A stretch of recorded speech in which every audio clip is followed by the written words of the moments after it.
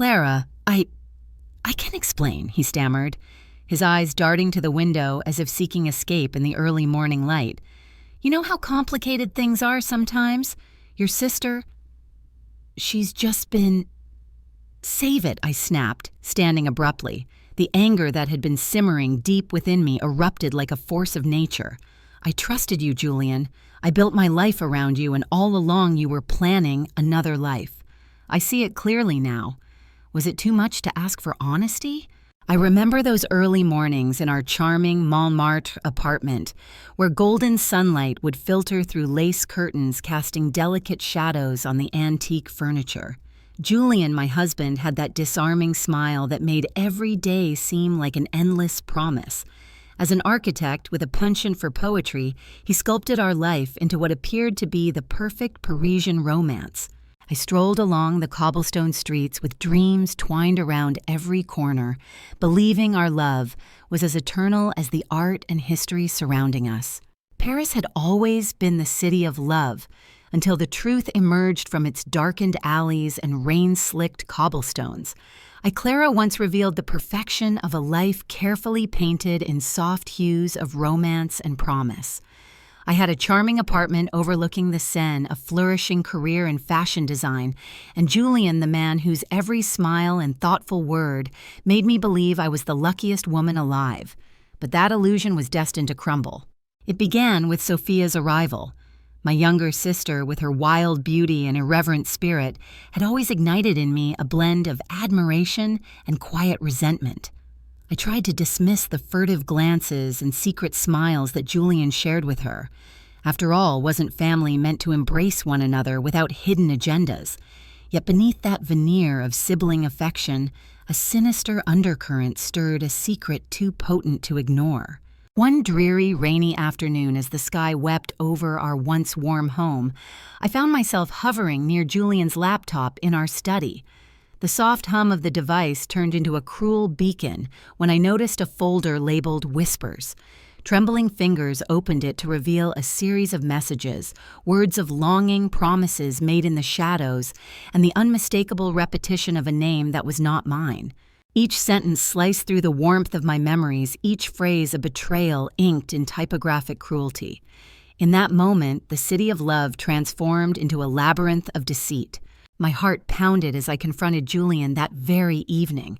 I found him sitting in the dim light of our living room, the reluctant glow of a street lamp, casting long, trembling shadows on his troubled face. "Julian, what is this?"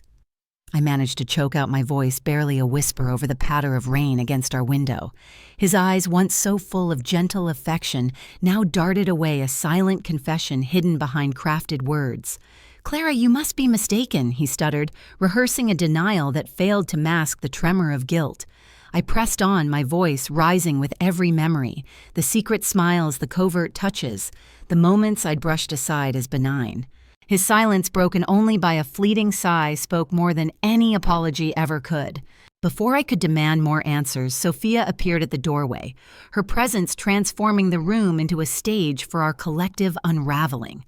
"Clara," she began in an almost mocking tone, a calmness that belied the storm raging inside me. "There are things you never knew, things that were never meant for you to understand." In that charged moment, Julian's carefully maintained facade shattered. His voice, once so confident and warm, now came out in broken fragments. "It was all part of a plan. You were meant to be a cover, a necessary illusion while we found our truth."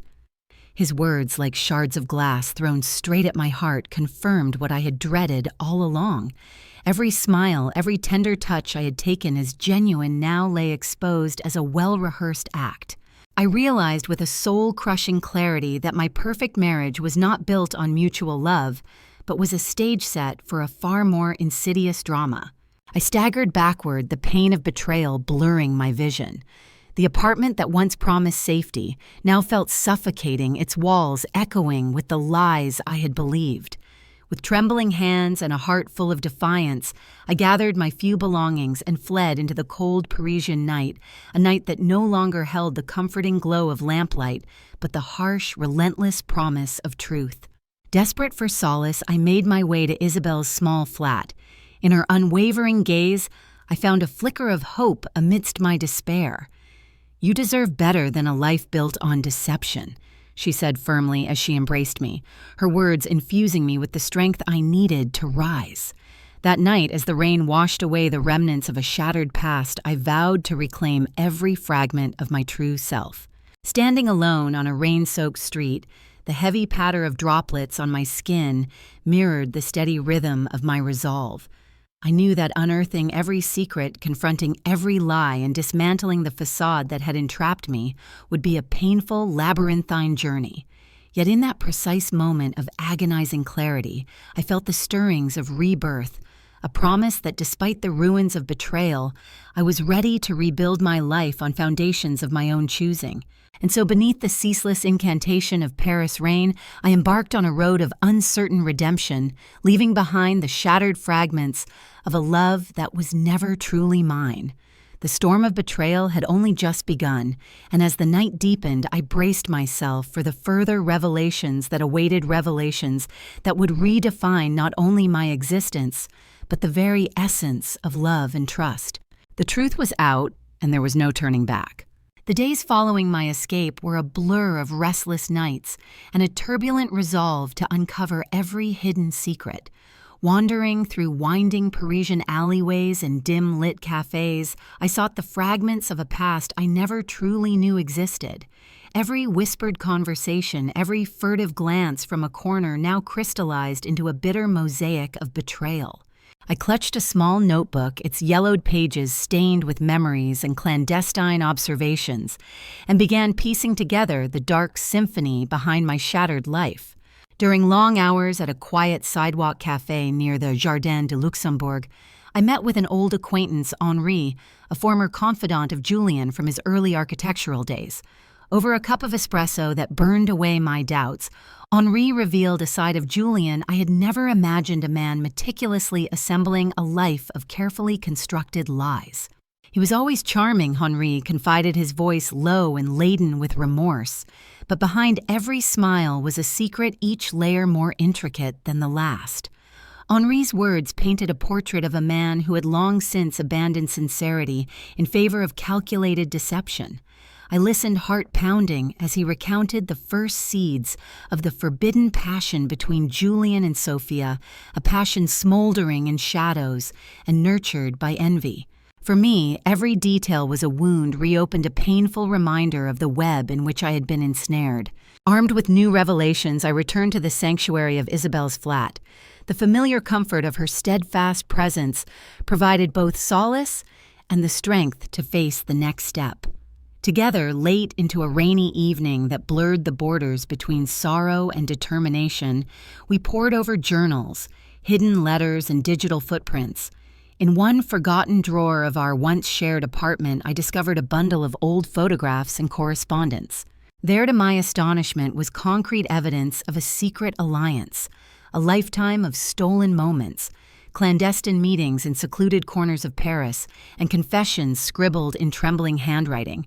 It became clear that Julian and Sofia's relationship was not a spontaneous passion, but the culmination of a long-planned scheme. My marriage, it now appeared, had served as a mere facade, a convenient cover to advance their ambitions and secure a legacy entangled with old money and social power.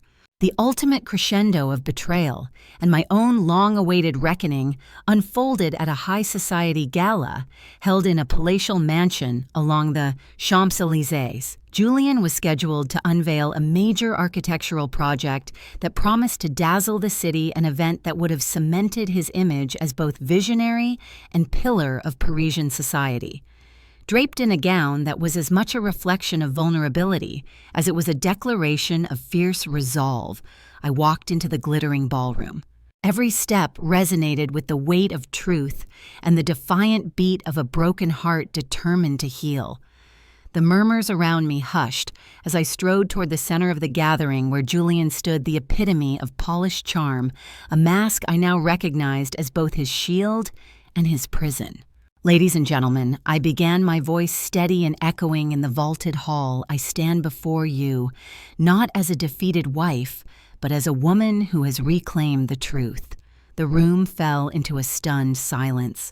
With careful precision, I laid out the evidence, the screenshots of secret messages, the letters filled with promises meant for another, and the photographs chronicling years of deception.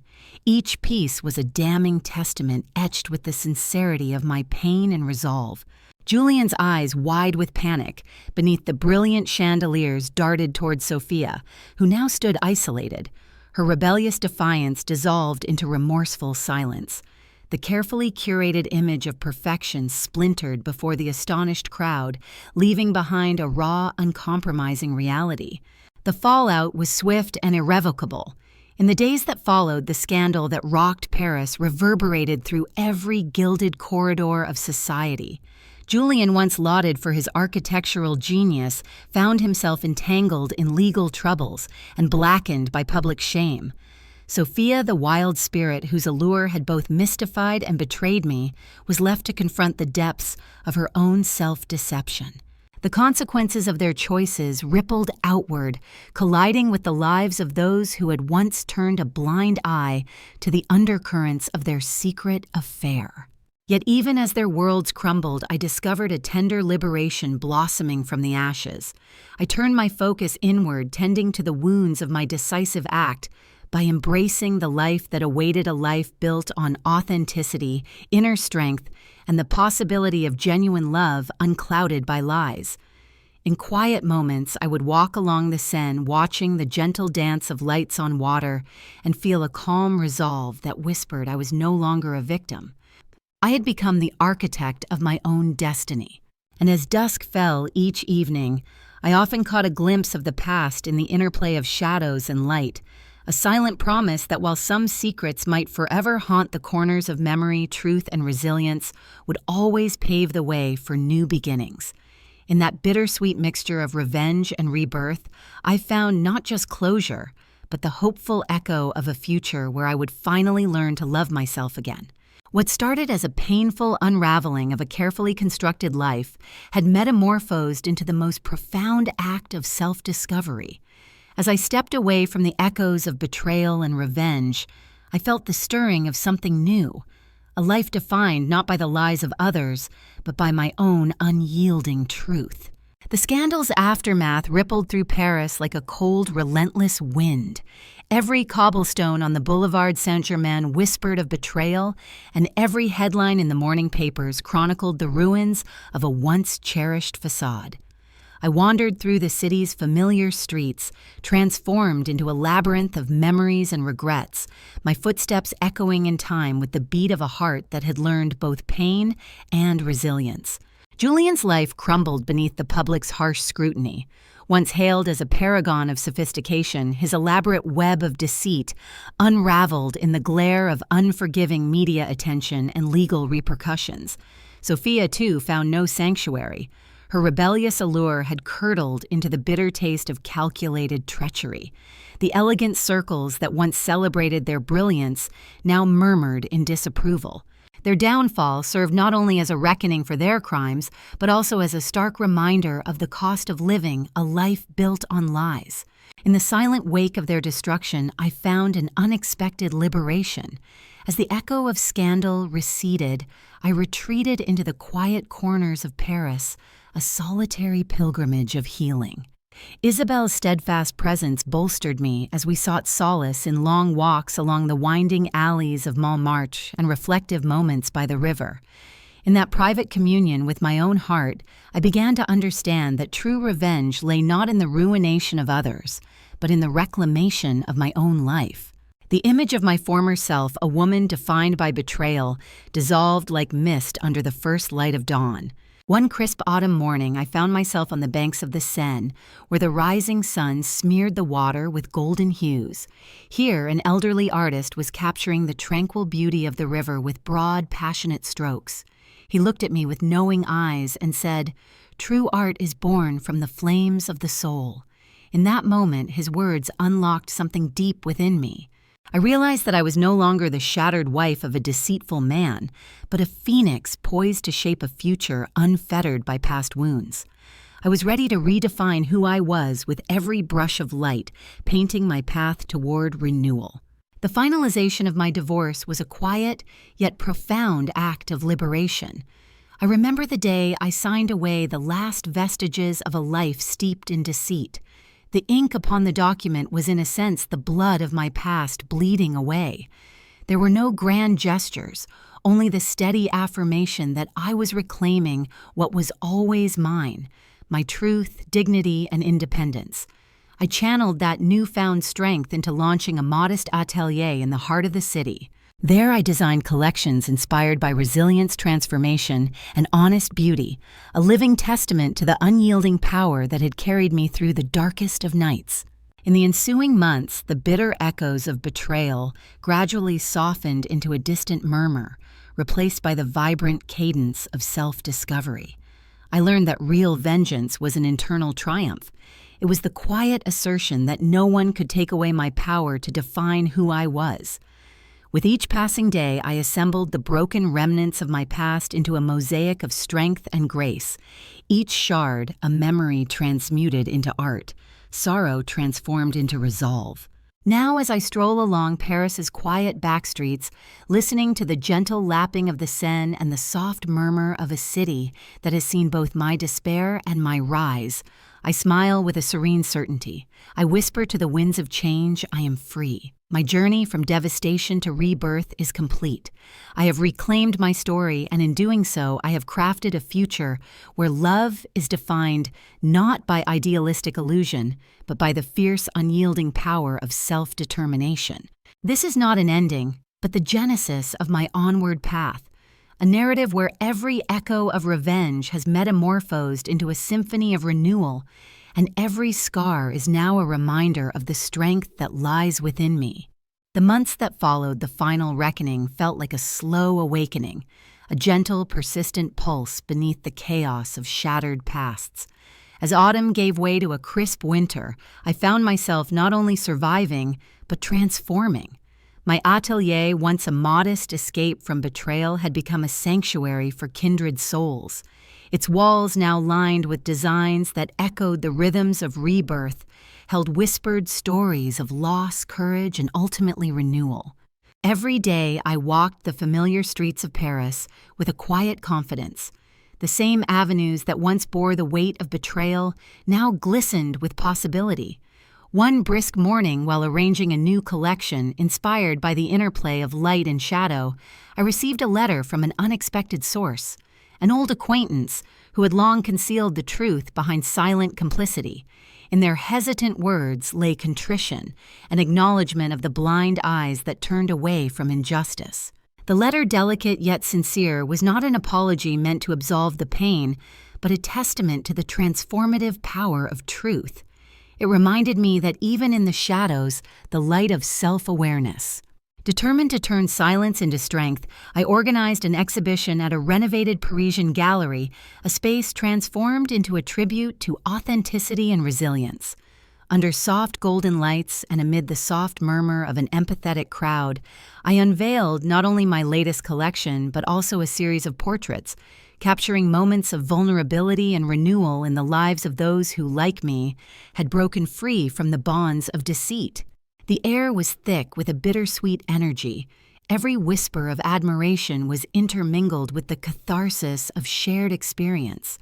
In that moment, I realized that true liberation often blossoms when we embrace our scars and transform them into art. Across the city, life continued its relentless, beautiful course. Julian's once celebrated world had all but collapsed under the weight of his undeniable misdeeds. His architectural dreams were reduced to ghostly blueprints of a past that no longer promised redemption. Sofia, still haunted by the choices she had made, wandered down a labyrinth of regret and self-doubt, a maze without the guiding light of genuine remorse. I caught fleeting glimpses of their descent in muted headlines and in discreet conversations among Paris's elite, but I no longer sought their faces in the mirror of my own reflection. My gaze remained fixed on the horizon, a future I was sculpting with every decisive step. One evening, as twilight cloaked the city in deep indigos and silvery shadows, I stood on a bridge overlooking the Seine, watching the river carry away fallen leaves and memories alike. The cool breeze whispered promises of tomorrow, and I felt an inner peace that I once thought impossible. I had learned that revenge, no matter how fervent, could never fill the void left by betrayal. Instead, I channeled that raw energy into a journey of self-realization, transforming anger into creativity, despair into determination, and loneliness into a lasting strength. In the quiet sanctuary of my new life, I discovered that forgiveness, even if not for those who wronged me, was essential for my own healing. Forgiveness was not an act of forgetting, but an act of reclaiming power from the past. It allowed me to transform scars into symbols of fortitude and to write a narrative that was unequivocally mine. With every fabric I cut, every sketch I drew, and every piece of art I created, I wove a tapestry of my greatest triumph, the unwavering realization that I was enough just as I was. Now, as I continue to build a future defined by renewal and hope, the ghostly echoes of revenge fade into an inspiring murmur, a reminder of the price of betrayal and the priceless reward of reclaiming one's truth. The Parisian nights still sing with the voices of bygone sorrows, but they also hum with the promise of dawn, a promise that every shattered illusion can give birth to a new, unbreakable self. And so beneath the timeless gaze of Paris's romantic lights, I embrace each new day with gratitude and resolve, knowing that the triumph of the human spirit lies not in the fall, but in the relentless act of rising again.